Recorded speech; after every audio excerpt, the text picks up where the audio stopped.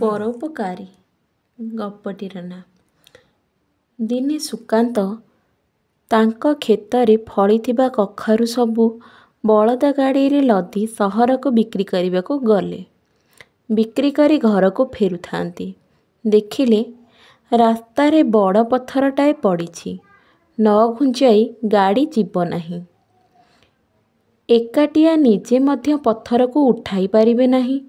ସେ ଅସହାୟ ଭାବରେ ଏପଟେ ସେପଟେ ଚାହିଁ ଦେଖିଲେ ଅନତି ଦୂରରେ ଜଣେ ମଣିଷ ପଥର ଉପରେ ଶୋଇଛି।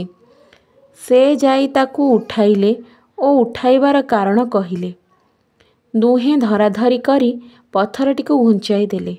ତାପରେ ସୁକାନ୍ତ ପଥର ରଖିଥିବା ଲୋକକୁ ନ ଜାଣିଥିଲେ ମଧ୍ୟ ଗାଳି ଦେଲେ ଓ ପଥର ଉଠାଇଥିବା ଲୋକଙ୍କୁ ଖୁବ୍ ପ୍ରଶଂସା କଲେ। ତାପରେ ପଚାରିଲେ, ତମେ ବାବୁ ଯିବ କୁଆଡ଼େ?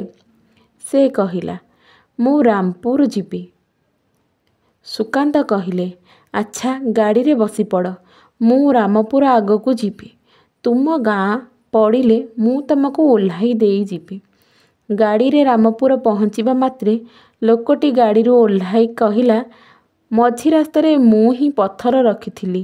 ମୋ ଉପରେ ରାଗିବେ ନାହିଁ।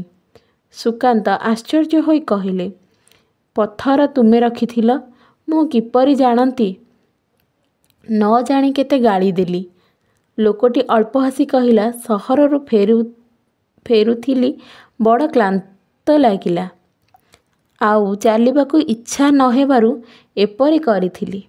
ତାପରେ ରହିଲା ଆପଣଙ୍କ ଗାଳି। ଯଦି ମୁଁ ସତ କଥା ସେଇଠି କହିଥାନ୍ତି, ତେବେ ଆପଣ କ'ଣ ମୋତେ ଗାଡ଼ିରେ ବସାଇ ଆଣିଥାନ୍ତେ?